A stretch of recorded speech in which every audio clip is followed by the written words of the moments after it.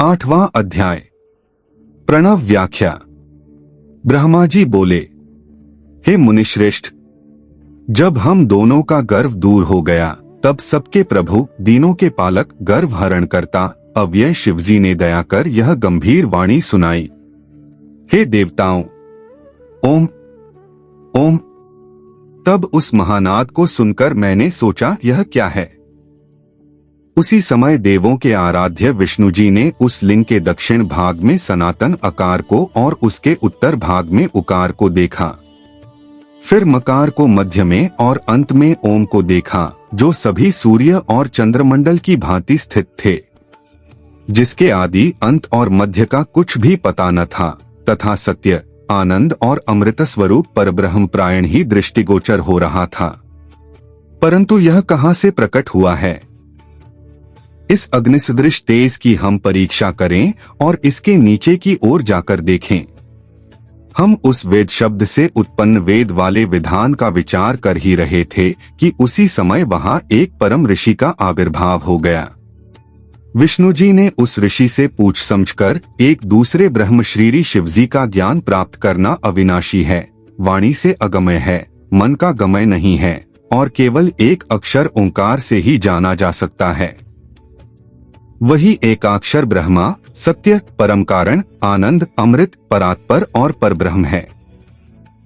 उसी एकाक्षर अकार से भगवान बीज स्वरूप ब्रह्मा जी उत्पन्न हुए हैं और उसी एकाक्षर उकार से हरि, विष्णु, परम कारण हैं।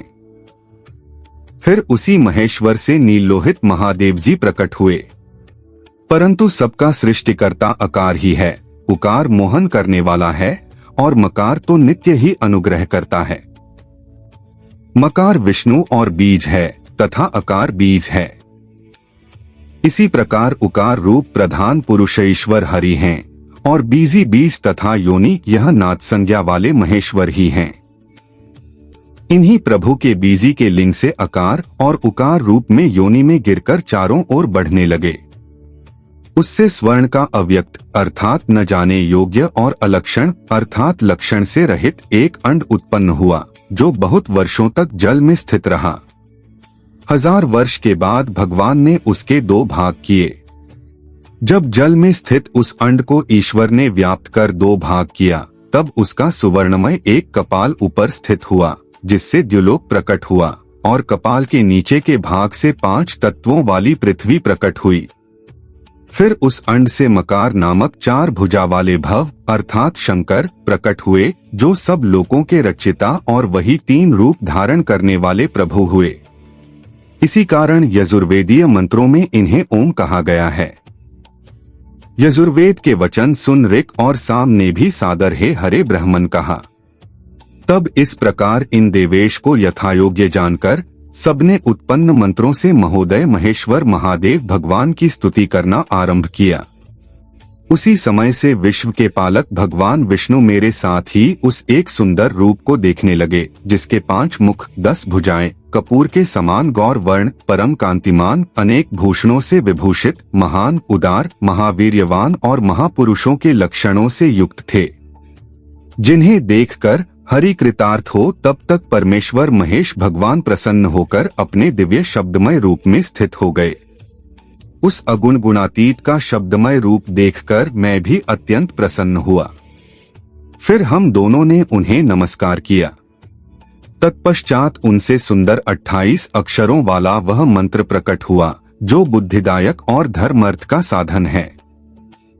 उसे गायत्री कहते हैं। यह गायत्री चारों कालों में उत्तम और प्रतिष्ठित है। ओम नमः शिवाय यह 8 कलाओं से युक्त मंत्र है, जिससे अभिचार अर्थात मारण आदि कर्म होते हैं और जिसकी उत्पत्ति शुद्ध तथा शांतिदायक और सहार का भी कारण है। सब मंत्रों के अक्षरों की भिन्न भिन्न न्यूनाधिक क्रम संख्या होती है। इस श्रेष्ठ मंत्र के कुल 61 वर्ण हैं। फिर मृत्युंजय मंत्र है, जिसमें ओम जूसा अथवा त्र्यंबकम यजामहे आदि कहा जाता है। इसके साथ ही पंचाक्षर मंत्र है, जिसमें केवल नमः शिवाय मंत्र है और क्षौ चिंतामणि मंत्र तथा दक्षिण मूर्ति मंत्र उत्पन्न हुआ। पश्चात शिव का महावाक्य तत्वमसि नामक मंत्र हुआ, इन 5 मंत्रों को विष्णु जी ने ग्रहण कर जपना आरंभ किया। फिर ऋक, यजु, साम सहित मैंने और विष्णु ने उस वरदायक साक्षात शिव ईश्वर की प्रसन्नचित्त होकर स्तुति करना प्रारंभ किया। इति श्री शिव महापुराण द्वितीय रुद्र संहिता का 8वां अध्याय समाप्त।